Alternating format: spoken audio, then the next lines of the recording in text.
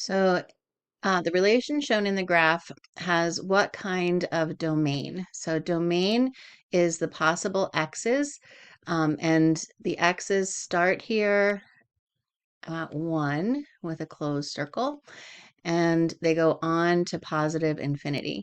So the domain would be 1 to infinity. Since there's one real number endpoint and the other end goes to infinity, this is a half-bounded interval.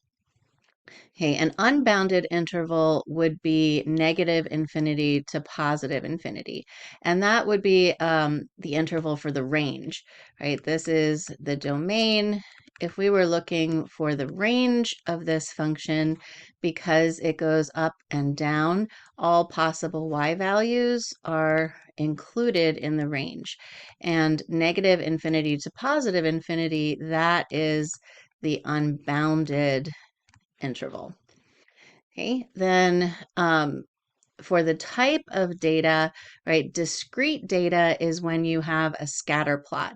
So if this was your graph and you had just individual ordered pairs, right, those would be discrete data.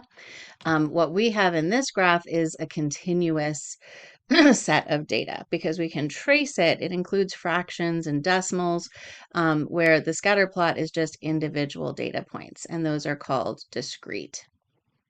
Okay, this is not a function because it fails the vertical line test.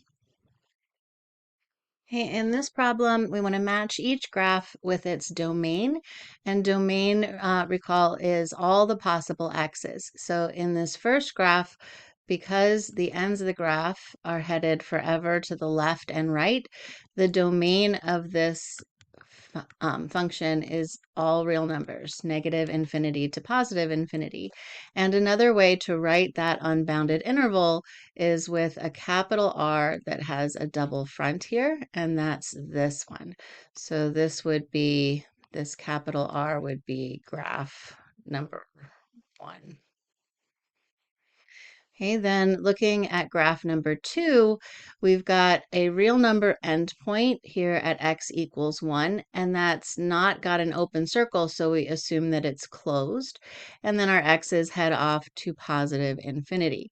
So this domain would be x's that are greater than or equal to 1, which is this graph, or sorry, this choice D. So this one would be graph number 2. Okay, then graph number 3, we're looking for the domain. So for this relation, right, we've got x's that are less than or equal to our endpoint here at the vertex, which is 2, and that's closed because we don't see an open circle. So the negative 2 rather, is the upper bound. So we want the x's that are less than or equal to that upper bound of negative 2, and that would be our domain. So this answer choice is graph number 3. Oops, graph number 3. And then in graph number 4, we have this sideways V shape, and the ends are headed both toward positive infinity. On the right side, our vertex, right, closed circle here where x is 2. So x's that are greater than or equal to 2, that's going to be the domain for this graph number 4.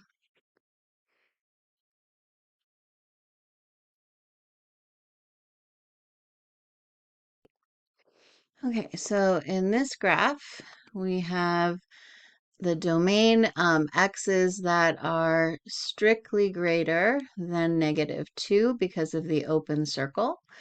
And this is headed off to positive infinity, so that domain is correct.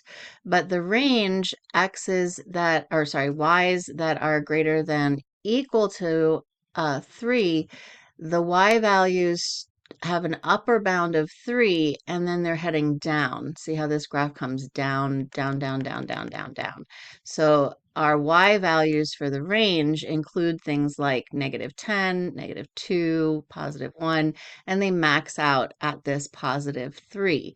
So our y values are going to be numbers that are strictly less than 3, because 3 is the upper bound but has an open circle. All right, we want to fill in the blanks to create the compound inequality for the domain of the graph that's shown. So our lower bound is a closed circle right here at x equals -2, and that's going to be inclusive because of the closed circle. And then our x's, because domain is looking for x's. So we're going from -2 until we get over here to 4, where we have another endpoint, and that endpoint is open. So that will not have an equals. So the x is between -2 and 4.